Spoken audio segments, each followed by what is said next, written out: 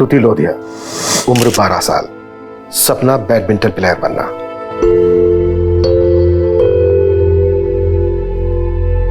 शगुन लोधिया, उम्र 16 साल, सपना फैशन डिजाइनर बनना।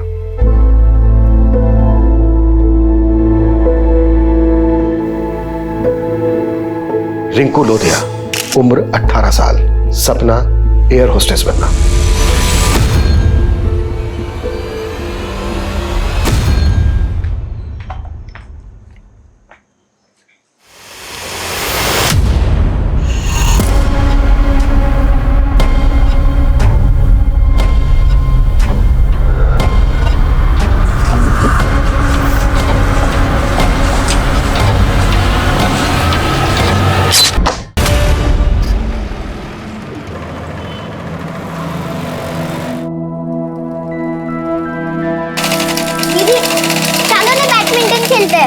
थामनी स्तुति, चलो ना दीदी। क्यों स्तुति? वेट कर, ये वाला डिजाइन तो पूरा हो जाने दे।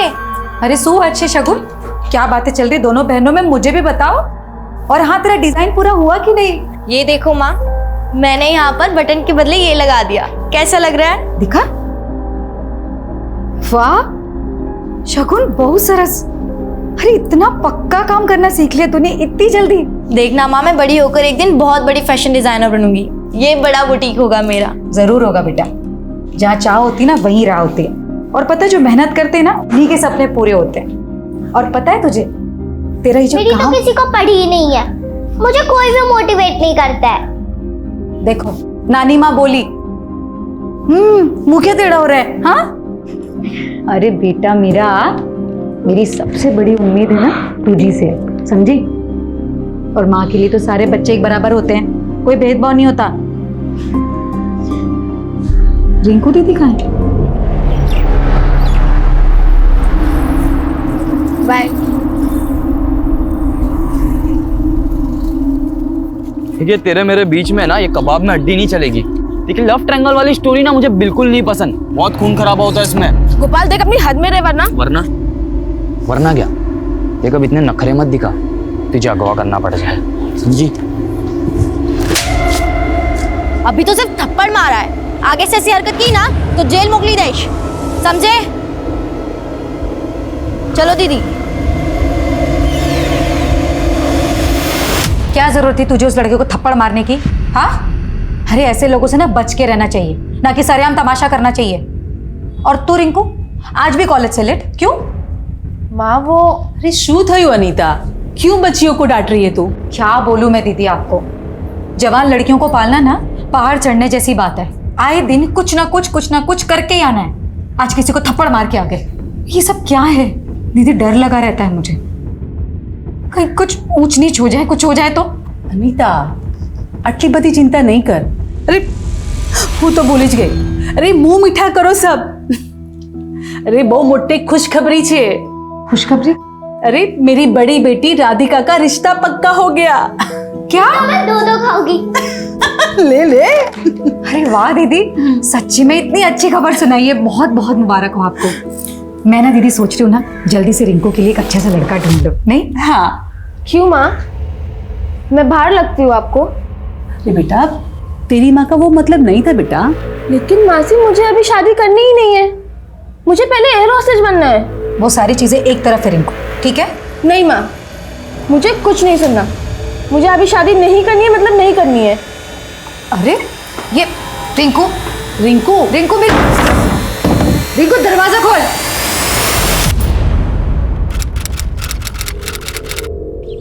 स्तुति, शगुन, रिंकू, खाना बना दिया है मैंने, ठीक है? खा लेना टाइम से। जा रही हूँ, कल शाम तक वापस आऊंगी। माँ, मैं भी आपके साथ चलूं? नहीं बेटा, तू क्या करेगी वहां जाके? और वैसे भी कल शाम को लौटूंगी मैं, तब तक एक दूसरे का ख्याल रखना है ना। लड़ाई झगड़ा नहीं करना, ठीक है? अरे रिंकू सुनना,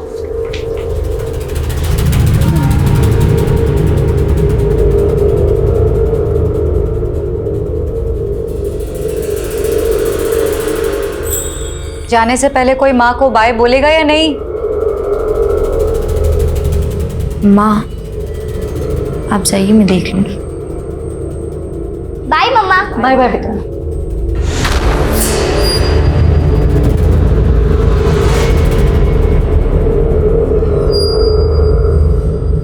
બહુ ઈઝી છે જો 5 ને કેટલા થાય 6 4 ને 2 પણ 6 3 3 પણ 6 2 ને 4 પણ 6 1 ને 5 પણ 6 સિમ્પલ 6 6 6 ઈઝી છે ને ચાલો આપણે નેક્સ્ટ કરીએ ઓકે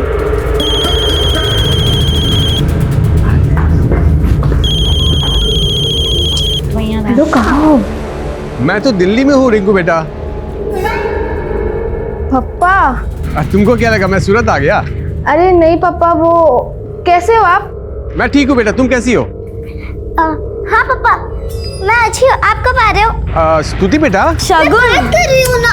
पहले मुझे बात करनी है ना पापा मुझे से। बात करनी है। अरे तुम लोग झगड़ो मत, मैं सबसे बात करूंगा। पहले ये बताओ मम्मी कहाँ है? पापा मम्मी तो बुटीक का सामान लेने राजकोट गई हैं। क्या मतलब तुम लोग घर में अकेली हो क्या?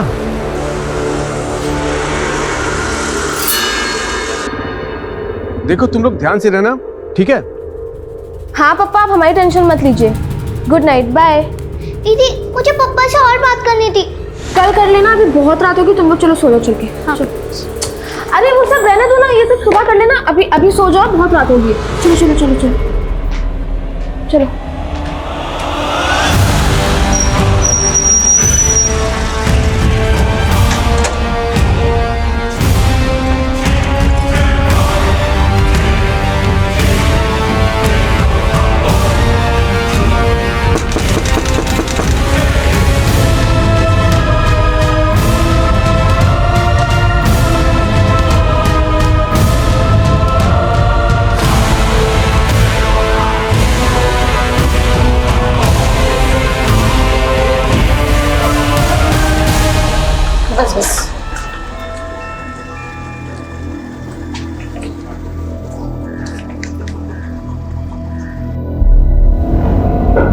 अरे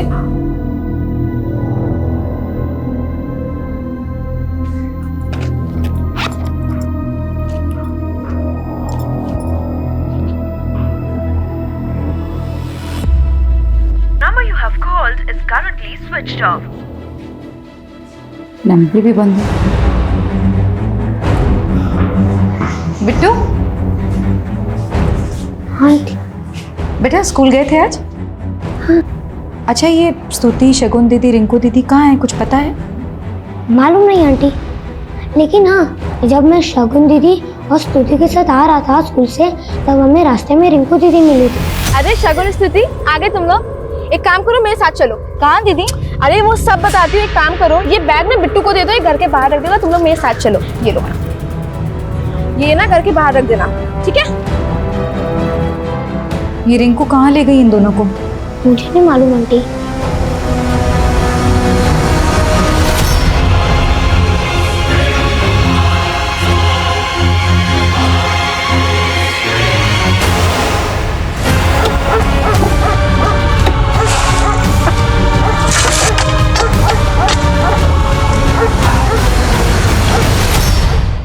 उमंग, आधी उम्र तो तूने शादी किए बिना ही निकाल दी। तेरे आगे पीछे भी कोई नहीं है जो।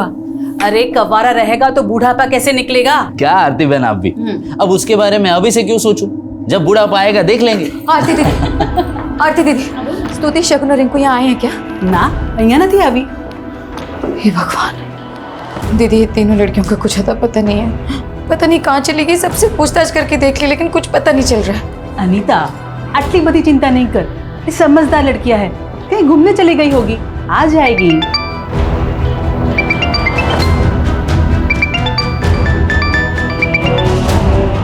हाँ अनीता, कुछ पता चला उनका? नहीं, आरती दीदी के यहाँ भी नहीं है। अरे कितनी बार कहा है तुम्हें, उन्हें अकेला छोड़कर मत जाया करो। लेकिन तुम कल रात से गायब थी। अरे लेकिन दोपहर तक तो साथ थी ना तीनों।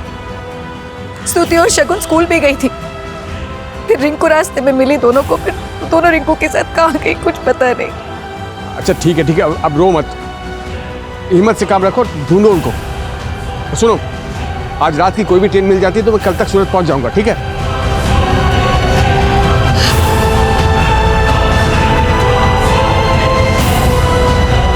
तो यही आपकी बड़ी बेटी रिंकू है ना? आपकी छोटी लड़कियों को यही लेके गई है, इसमें घबराने की क्या बात है? लेकिन सर दोपहर से शाम हो गई है, इन लोगों का कोई अता पता नहीं है और रिंकू का फोन भी बंद आ रहा है। हो सकता है तीनों बहनें कहीं फिल्म देखने गई हों और आप लोग यहाँ बेकार में परेशान हो रही हैं। आप लोग घर जाइए घूम फिर के आ जाएंगी तीनों। नहीं सर, सर मेरी बेटियां इतनी देर तक मुझे बिना बताए नहीं रहती कभी भी बाहर। लेकिन अभी तो आपने कहा कि कल से आप यहाँ थी नहीं। मैं मेरे काम से बाहर गई हुई थी, लेकिन सर यही तो प्रॉब्लम है, पहले ध्यान रखो मत, बाद में आ जाओ पुलिस को परेशान करने के लिए। अरे इतनी फिक्र थी आपको, छोड़ के गई क्यों थी तीनों को? सड़क पे छोड़ के नहीं गए थे, घर पे छोड़ के गए थे। आप एफआईआर लिखिए हमारी।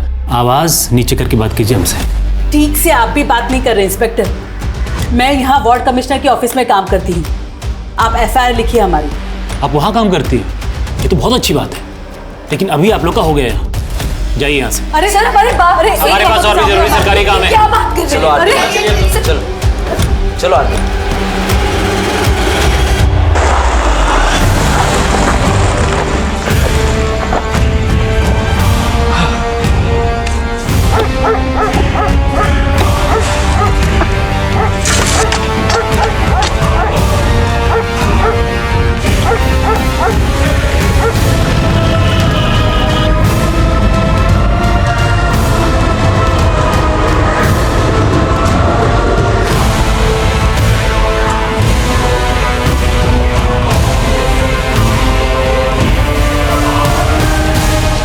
अनीता, संभाल तारी जात ने। अनीता,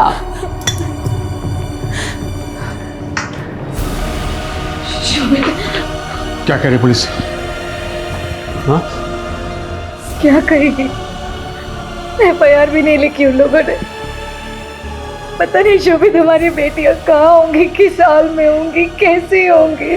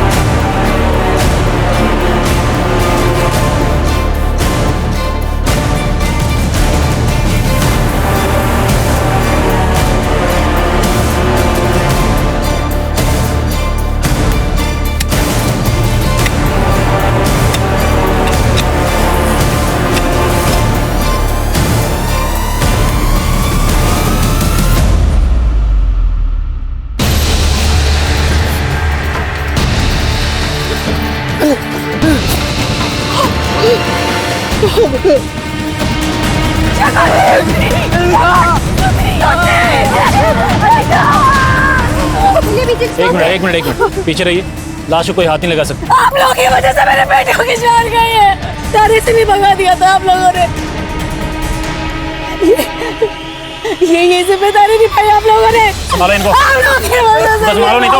क्या आप लोगों की बदलानी नहीं चलेगी? क्या आप लोगों का? पुलिस प्रशासन, हाय हाय! पुलिस प्रशासन, हाय हाय! पुलिस प्रशासन, हाय हाय! ए, लेके चलो बॉडी लेके चलो।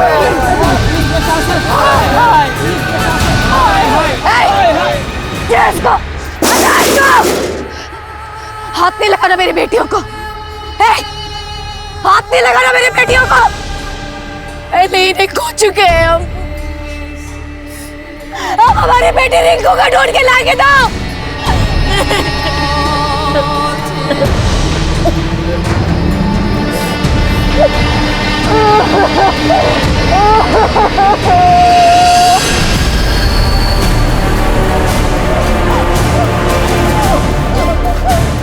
क्यों कर रहे हो तुम ये सब?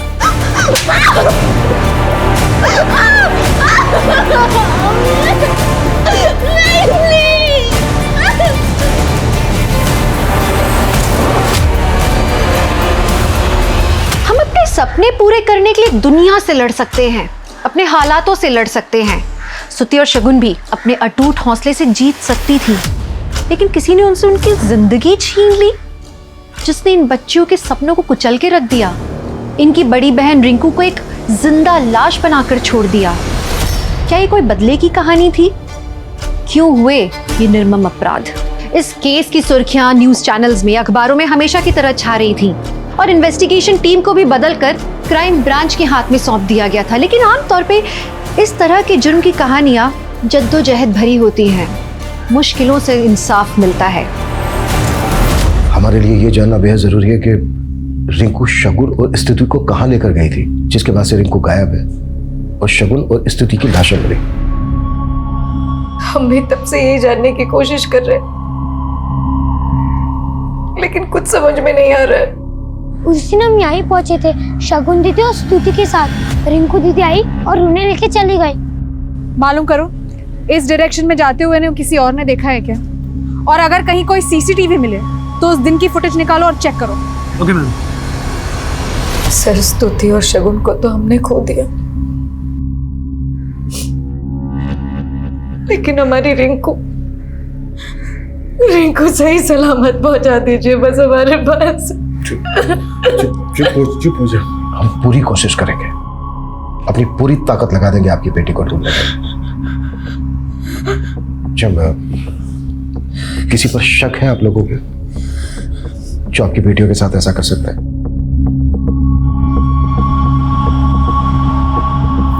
नहीं सर। एक लड़का है सर, 1 नंबर का आवारा लड़का है सर वो। कुछ दिन पहले मेरी बेटी रिंकू के साथ बदतमीजी करने की कोशिश की थी उसने, और इसके लिए शगुन ने उसे थप्पड़ भी मारा था। अभी तो सिर्फ थप्पड़ मारा है, आगे से ऐसी हरकत की ना तो जेल मोकली देश। चलो दीदी।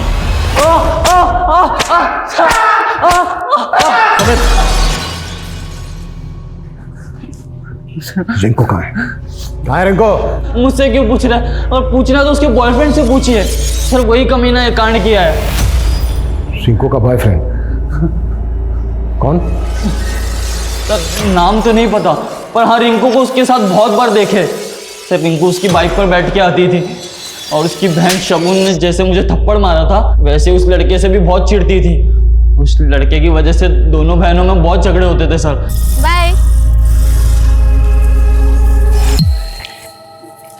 दीदी आपने मुझसे बोला था कि आप उस लड़के से कभी नहीं मिलेंगी। आपने मुझसे प्रॉमिस किया था, इसलिए मैंने मम्मी को भी कुछ नहीं बताया। लेकिन क्या शगुन, क्या प्रॉब्लम है तेरी? ये मेरी लाइफ है, मैं किससे मिलूंगी किससे नहीं मिलूंगी मैं डिसाइड करूंगी, तू नहीं समझी? ठीक है, फिर मम्मी आपसे बात करेंगी। शगुन मेरी बात सुन। पता करो रिंकू का वाकई में कोई बॉयफ्रेंड है क्या? शबरी गोपाला में घुमा रहा है। Right sir.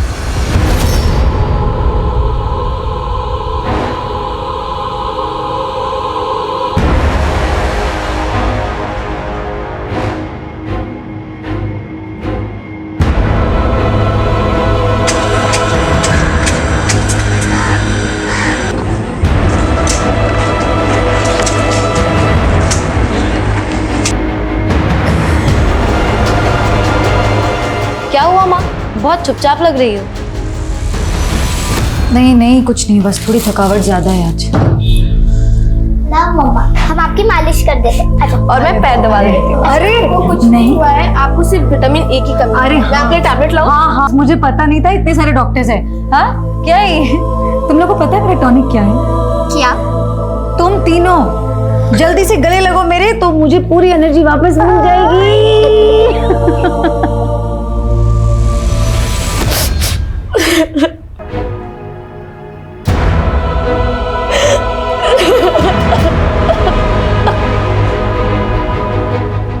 अब रोने से क्या फायदा? पछताने से हमारे बच्चे तो वापस नहीं आ जाएंगे। मैं उनको यहाँ तुम्हारे भरोसे छोड़कर गया था, लेकिन तुम्हारी लापरवाही की वजह से हमारे बच्चे आए।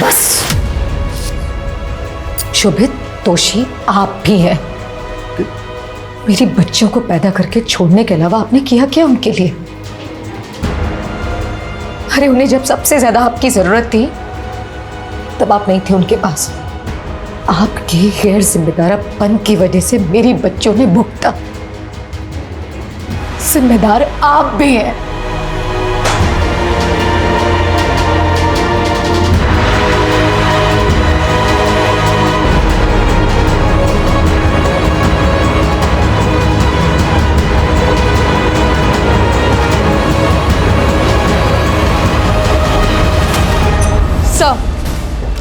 शगुन और स्तुति के पोस्टमार्टम रिपोर्ट्स, दोनों के इंटरनल ऑर्गन्स पे इंजरीज के मार्क्स हैं। पहले दोनों का रेप किया गया और फिर गला दबा के मार दिया गया। रिंकू की कोई लीड? नहीं सर, और ये भी पता नहीं लग पा रहा है कि रिंकू उस दिन अपनी दोनों बहनों को लेकर कहाँ गई थी।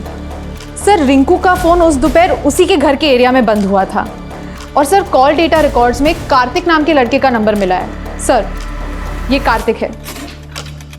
सर हत्या के एक दिन पहले रात के वक्त इसका फोन रिंकू के घर के एरिया में ही एक्टिव था और रिंकू और कार्तिक लगातार टच में थे। सर कॉल डेटा रिकॉर्ड्स देखे तो ऐसे लग रहा है कि शायद दोनों का अफेयर हो। रहता कहाँ है कार्तिक? संगम विहार। सर मैंने एक टीम को वहाँ पे भेज दिया है। कार्तिक कहाँ है और उसका फ़ोन क्यों बंद आ रहा है? मेरे बेटे ने कुछ नहीं किया है, आप लोगों को गलतफहमी और मतलब आप जानते हैं वो कहाँ है? उसे कहिए कल तक थाने में हाजिर होने के लिए, वरना उसे बचाने के जुर्म में मैं आपको अंदर कर दूंगा।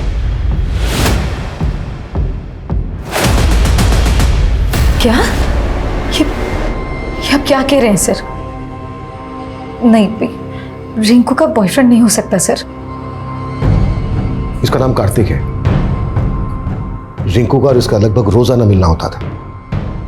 आपने इस लड़के को कभी रिंकू या घर के आसपास देखा? नहीं सर, मैंने नहीं देखा इसे। लेकिन शगुन और स्तुति की मर्डर की पहली वाली रात को भी इस लड़के का फोन इसी एरिया में एक्टिव था।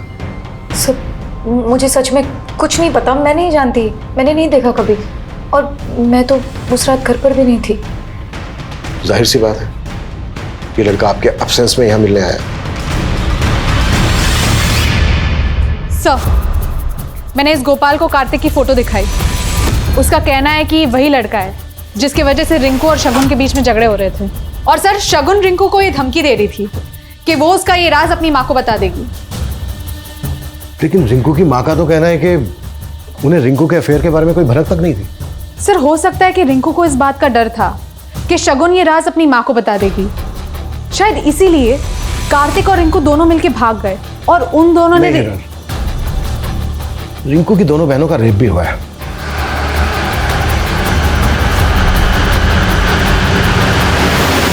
हाँ, एक बार को ये हो सकता है कि कार्तिक की रिंकू की दोनों बहनों पे भी नजर हो। कैसे भी करके हमें इस कार्तिक को ढूंढना होगा। फिलहाल ये कार्तिक इस केस में राजदार नजर आ रहा है।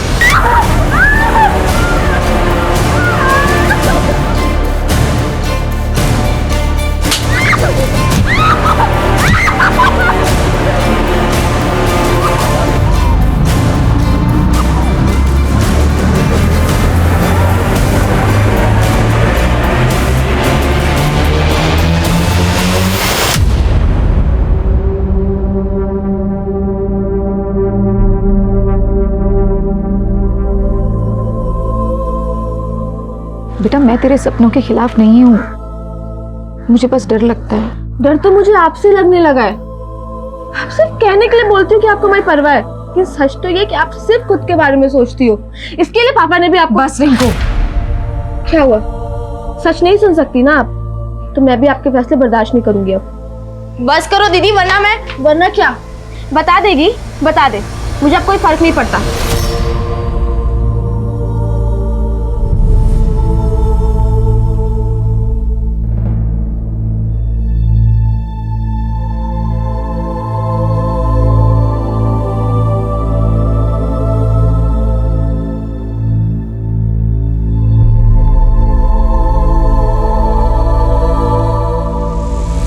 सर आप लोग खामा मुझ पर शक कर रहे हैं सर। सर मैं भागा नहीं था, हूँ तो हमारा मामा ना घरे गए तो सर। जैसे ही मेरे पापा ने मुझे बोला कि आप लोग मुझ पर शक कर रहे तो मैं सीधा आप लोगों के पास चला आया। बड़ी सफाई से झूठ बोल लेता है तू। ना सर, वो झूठू नहीं बोलतो। मैं मानता हूँ कि मैं और रिंकू हम एक दूसरे को पसंद करते हैं। 10 तारीख को रिंकू अपनी दोनों छोटी बहनों को लेकर तेरे पास आई थी। ना सर, रिंकू अपनी दोनों बहनों को लेकर मेरे पास क्यों आएगी? लेकिन 9 तारीख की रात को तो तू रिंकू से मिला था। हाँ सर। नहीं, कॉल रिकॉर्ड्स दिखाएं कॉल रिकॉर्ड्स, वो भी देर रात को। रिंकू की मां अनीता की एब्सेंस में कुछ आया याद या फिर याद दिलाएं? नहीं सर याद आया मुझे। मैं गया था वहां पर, वो रिंकू ने मुझे। क्या हुआ?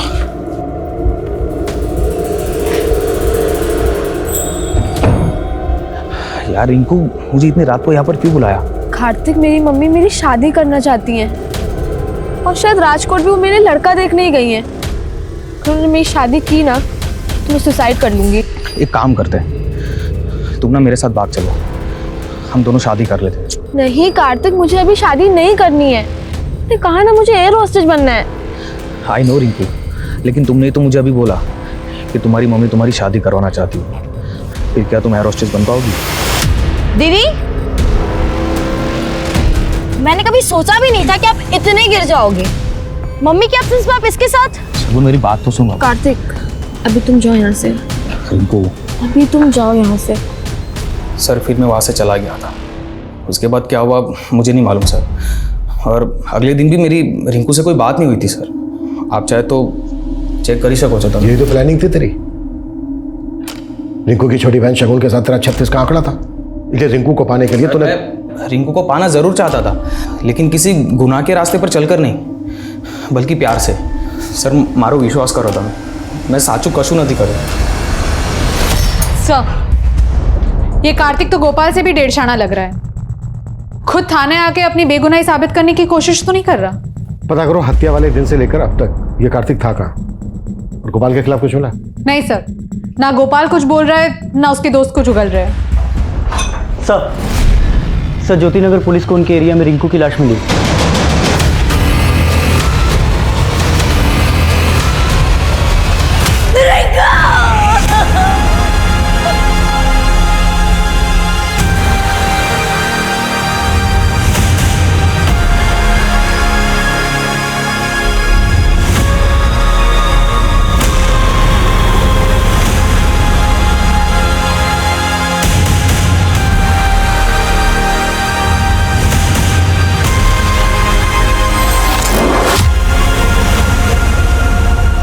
स्तुति लोधिया, उम्र 12 साल, सपना बैडमिंटन प्लेयर बनना। शगुन लोधिया, उम्र 16 साल, सपना फैशन डिजाइनर बनना। रिंकू लोधिया, उम्र 18 साल, सपना एयर होस्टेस बनना। ये तीनों ही लड़कियां बहुत ही एम्बिशियस थी। जिस माहौल में ये पढ़ी बढ़ी, उसके हिसाब से इनके सपने बहुत बड़े थे। हो सकता है किसी को इन बच्चियों के सपनों से जलन हो, इनकी फैमिली से दुश्मनी हो, जो इनका रेप और मर्डर करके निकाली गई। सर, लेकिन अनीता और शोभित ने गोपाल के अलावा किसी और पे शक नहीं जताया। यही तो मुझे भी खटक रहा है। जिस तरह से इन तीनों बच्चियों को रेप करने के बाद मारा गया, ये गहरी रंजिश की तरफ इशारा करता है। और अभी तक हम ये तक नहीं पता कर पाए हैं कि रिंकू अपनी दोनों छोटी बहनों को लेकर गई कहां थी। हिरल, हमें इस फैमिली के दोस्त, दुश्मन, रिश्तेदार सबको खंगालना होगा। जी सर।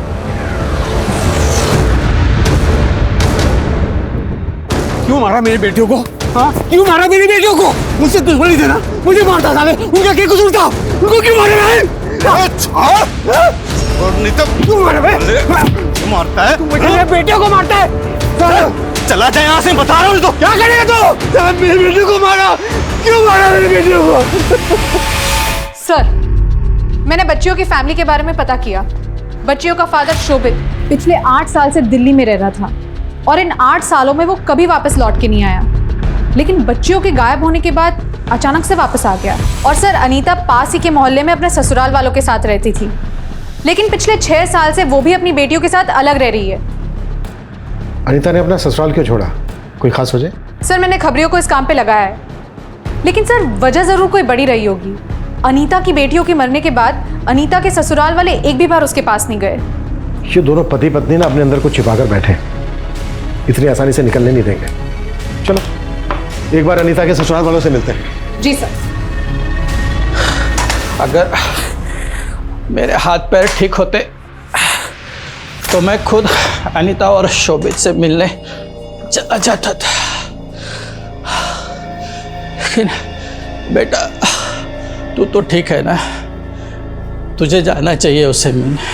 अरे पप्पा, प्रवचन देना बंद कीजिए, मुझे कोई परवाह नहीं उन लोगों की। सांभळना बेटा, तारा मोटा भाई છે એક વાર જઈ આવો। सुनो, बाहर पुलिस आई हुई है।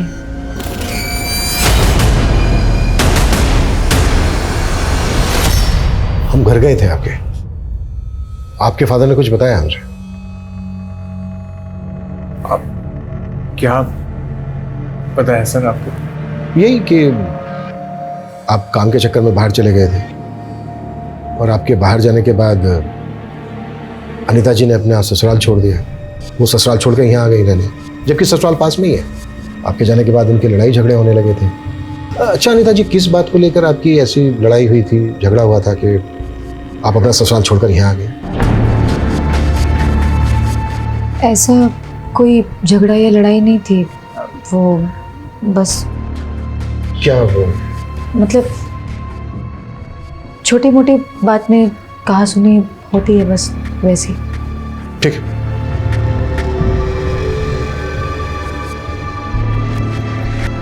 अब जितना यहाँ रुकोगी ये हमारा इतिहास कुरेदते रहेंगे। अब भी वक्त है, चलो मेरे साथ दिल्ली। इन दोनों के हाव भाव को देख के ऐसा लग रहा था कि जैसे दोनों को छिपा रहे हैं हमसे। इन्होंने अपनी 3 बेटियों को खोया है, सख्ती करना तो इनके साथ ठीक नहीं होगा। अपना खबरी नेटवर्क एक्टिव करो। इन दोनों के पास की एक डिटेल चाहिए मुझे। कितनी बार की तुझे कि एडल्ट डायपर पहना करो, लेकिन नहीं, पता नहीं और क्या क्या बकवास झेलना पड़ेगा मुझे इस घर में। ये साफ सफाई करने के लिए आई हूँ मैं। अबे मारी नाक ना मुझे, मारी डाक। जैसे अनिता के बेटियों को बाद क्या क्या बकवास कर रहे हैं आप? हाँ, कुछ भी बोले जा रहे हैं जो मन में आ रहा है। क्या हुआ? क्या क्रिकेट लगा रखा है? जो तुम्हारे पापा ने अरे कही थी। देखो लोग देख रहे हैं वहां बाहर।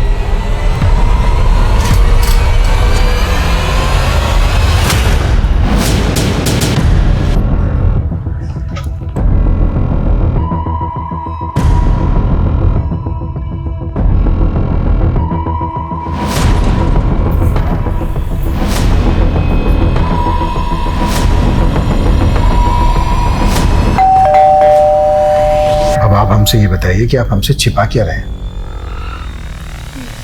वो सब मैं सब तुझसे डरने वाला नहीं हूं मैं। अब ये बोझ लेकर मरूंगा भी नहीं, सब कुछ सच सच बता दूंगा मैं। रामचरण जी, आपको किसी से डरने की जरूरत नहीं है। आप सच बोलिए, पुलिस आपके साथ है। अनिता ने मेरी बहुत सेवा की थी सर, इसलिए मैंने सोचा था ये सब कुछ अनिता और उसके बेटियों के नाम कर दूंगा। लेकिन शोभित के दिल्ली जाने के बाद अनिता और उसकी दोनों बेटियां इनकी नजर में चुभने लगी थी। चुप कर, पहले भी उनके खाने में जहर मिलाकर उन्हें मारने की कोशिश की थी तुमने। अरे शुद्ध हो, बच्चे इतनी वोमिट क्यों कर रही है? मैंने नहीं खबर, जाके पूछ लो क्यों वोमिट कर रहे हैं। क्या हुआ बेटा?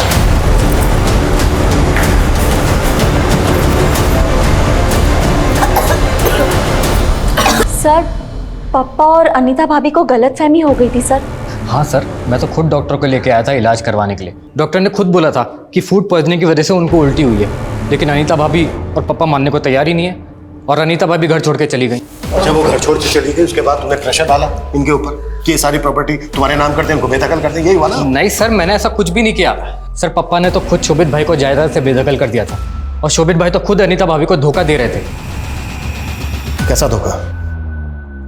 सर, शोभित भाई का यतिन नाम के आदमी की बीवी के साथ चक्कर चल रहा था। उन्होंने हमें मुंह दिखाने के काबिल नहीं छोड़ा। मेरी बीवी की तरफ दोबारा देखा ना, आंखें निकाल लूंगा, समझा? मेरी बीवी की तरफ दोबारा आंख उठाई ना, क्यों तमाशा काट दूंगा मैं। छोड़ी। हाँ साहब, ये बात सच है कि शोभित की हरकतों की वजह से हम बहुत परेशान थे, लेकिन यतीन भी कोई सीधा आदमी नहीं है। कुछ दिनों बाद उसकी बीवी गायब हो गई थी। लोगों का मानना है कि यतीन ने ही अपनी बीवी को जान से मार दिया था। हाँ सर, यहाँ तक कि वो यतीम तो अनीता भाभी, उनकी बेटियाँ और हम सबको मारने के लिए यहाँ गया था। इसीलिए तो पापा ने शोभित भाई से सारे रिश्ते खत्म कर दिए थे। सुनो अनीता, जल्दी करो। हाँ, 4 घंटे के बाद दिल्ली की ट्रेन है। मैं एक काम निपटा के आता हूँ, तुम पैकिंग करके रेडी रहना, ठीक है? सर, अनीता ने हमें बताया कि शगुन और स्तुति के मर्डर के एक दिन पहले वो राजकोट में थी, लेकिन उसका फोन तो बड़ौदा में एक्टिव था। What? जी सर। और सर, अनीता को एक उमंग नाम के आदमी का अक्सर कॉल आता था। और सर, उमंग की फोन की लोकेशन अनीता के साथ बड़ौदा में ही एक्टिव थी। ये उमंग है कौन? सर, उमंग अनीता की बड़ी बहन आरती के यहाँ पे काम करता है।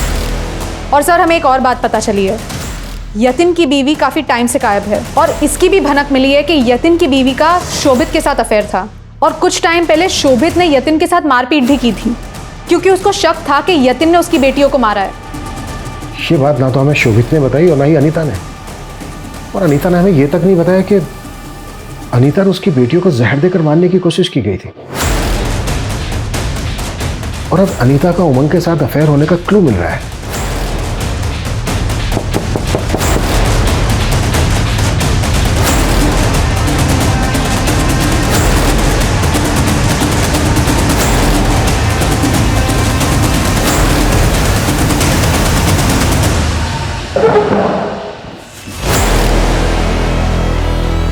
तुम दोनों के बीच रिश्ता क्या है?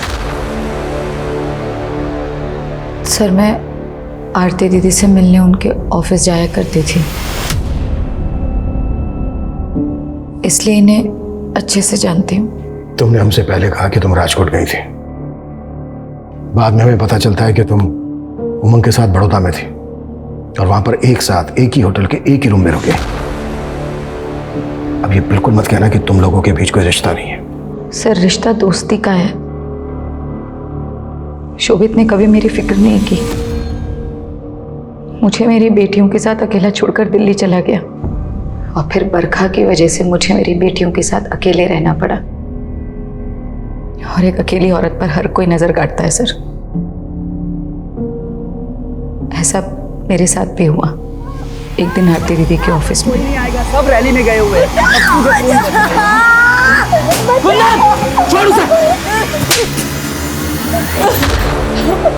और फिर उमंग जी ने मुझे बचाया। आरती दीदी भी वहां आई और फिर कुंदन को जेल भिजवाया उन्होंने। सर वो कमीना आज भी जेल में है, लेकिन क्या क्या लेकिन? वो जेल में है ये बोल के साबित क्या करना चाहते हो? कहीं ऐसा तो नहीं है कि तुम्हारी बेटियों को तुम दोनों के रिश्ते के बारे में पता चल गया था, इसलिए तुम दोनों? कैसी बातें कर रहे हैं आप? ऐसे सोच भी कैसे सकते हैं? मैं अपनी बेटियों के साथ ऐसा कुछ क्यों करूंगी? शोभित के बारे में तुम्हारा क्या कहना है? शोभित का यतिन की बीवी के साथ अफेयर था? मुझे ऐसा लगता था, लेकिन शोभित हमेशा ये कहते कि उनका कोई चक्कर नहीं था। लेकिन उन्हें शक था कि यतिन ने कहीं मेरी बेटियों को। शोभित कहाँ है भैया?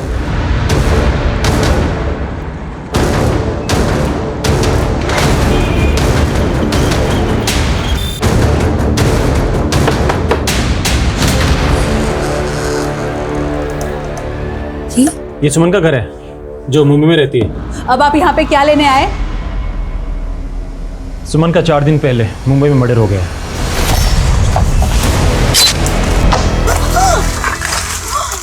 मुंबई पुलिस को जब उसकी पहचान पता चली तो उन्होंने हमें कांटेक्ट किया।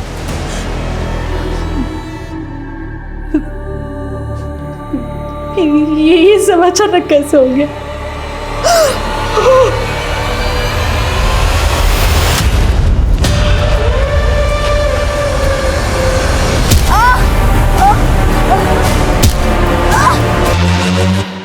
हेलो,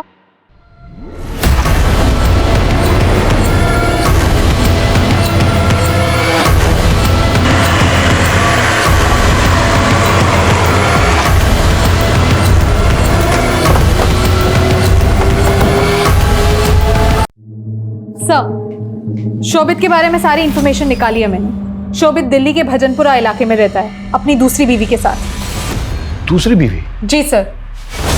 और सर ये दूसरी बीवी और कोई नहीं बल्कि यतिन की वाइफ प्रभा है। और सर अनीता की मर्डर वाली रात शोभित ने दिल्ली जाने वाली ट्रेन पकड़ी थी। शोभित को यहाँ उठा के लाओ। प्रदीप, उमंग, यतिन, इन सबको हाजिर करो। इन सबके पास अनीता की बेटियों को मारने का मोटिव है। इन सबसे सख्ती से पूछताछ करनी होगी। तुझे पता था कि शोभित तेरी बीवी प्रभा के साथ दिल्ली में रह रहा था, तो तूने उसके पूरी परिवार को यहाँ खत्म कर दिया? नहीं मैडम, मारना होता तो मैं शोभित तो प्रभा को मारता। उनके परिवार से मेरी क्या दुश्मनी थी? सर मेरी बेटियों के साथ जब ये हादसा हुआ तो मैं यहाँ था भी नहीं सर, मैं तो दिल्ली में था सर। देखिए मैडम, मेरा इससे कोई लेना देना नहीं है। मैंने तो बस इंसानियत के नाते अनीता की मदद की थी। मारा कि मैंने अनीता और उसकी बेटियों का हक छीना है, लेकिन मैंने उसे मारा नहीं है। सर एक इन्फॉर्मेशन मिली है, अनीता की बड़ी बहन आरती की बेटी सुमन का मुंबई में मर्डर हुआ है। व्हाट? जी सर। सर सुमन आरती की छोटी बेटी है और मुंबई में मेड का काम करती थी। यहाँ अनीता और उसकी 3 बेटियों का मर्डर हो जाता है और वहाँ मुंबई में अनीता की ही बड़ी बहन आरती की बेटी का मर्डर होता है। इन दोनों केसेस में कोई कनेक्शन तो नहीं है? मुंबई पुलिस से कांटेक्ट करो। सुमन मर्डर केस की एक डिटेल चाहिए मुझे। Right sir.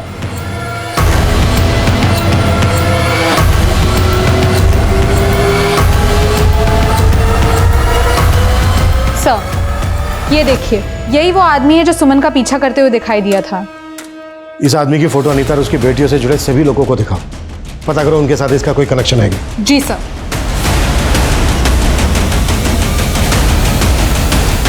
क्या तुम इसे जानते हो?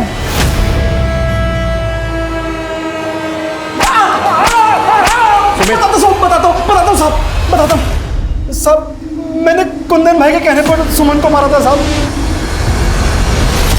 मैंने कुछ भी नहीं किया साहब, कुछ भी नहीं पता किया हमने, काफी समय से पैरोल पर बाहर था और जगताप ने हमें यह भी बताया कि उसने तेरे कहने पर सुमन को मारा है। अब ये बता, तूने सुमन को क्यों मरवाया? आरती और उसकी बेटियों को क्यों और किससे मरवाया? हाँ, मैंने मरवाया सबको। क्यों? दरअसल ये सब कुछ गलतफहमी से शुरू हुआ था। शोभित ने शहर में उमंग को बताया कि उसे एड्स है और उमंग ने मुझे आके बताया, तो मैंने उमंग को मना किया किसी को भी ये बात बताने के लिए, क्योंकि मेरी बड़ी बेटी राधिका की शादी तय हो चुकी थी और मैं नहीं चाहती थी कि किसी को भी ये बात पता चले। इसीलिए मैंने चारों को मरवाने का सोच लिया और कुंदन को भी मैंने ही पैसे दिए थे। मैं एक साथ चारों को मरवाना चाहती थी, लेकिन मुझे नहीं पता था कि अनीता घर पे नहीं है।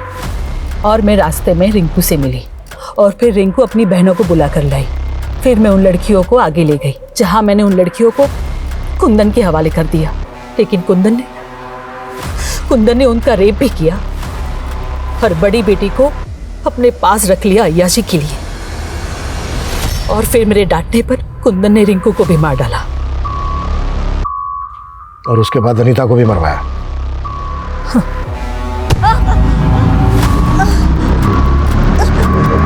अपनी खुद की बेटी सुमन को क्यों मरवाया? कि शोभित की एड्स की बात छुपाने के लिए मैंने ही लड़कियों को मरवाया था। लेकिन मुझे डर था कि सुमन किसी के सामने अपना मुंह ना खोल दे, इसलिए मैंने ही। एक औरत, एक मां के नाम पर बदतुमा दाग हो तुम मेरी नजर में। वो जीवन ही क्या जो डर डर के जिया जाए। कुछ परिस्थितियां ऐसी होती है जिसके आगे इंसान बेबस होता है, जैसे HIV, एड्स। अगर इंसान को बात बात पे समाज से बहिष्कार का डर रहेगा तो आमतौर पे वो उसे छुपाने के लिए गलत रास्ते पे ही अग्रसर होगा। ये गलत मानसिकता ही असल में सबसे बड़ी बीमारी है, जो एक साधारण सी औरत आरती को इतना बड़ा क्रिमिनल बना सकती है। लेकिन इस पागलपन से आरती को क्या मिला? उम्र भर की कैद। हमें इस बीमार मानसिकता से खुद को बचाना होगा। क्यों? क्योंकि मानसिकता बदलेगी तभी समाज बदलेगा। तो मैं दिव्यांका त्रिपाठी दहिया अब लेती हूँ आपसे विदा। फिर मिलूंगी अपराध की एक नई कहानी के साथ। तब तक देखते रहिए क्राइम पेट्रोल सतर्क, विमेन अगेंस्ट क्राइम। एक औरत पर वार, अब हर औरत का भार। जय हिंद।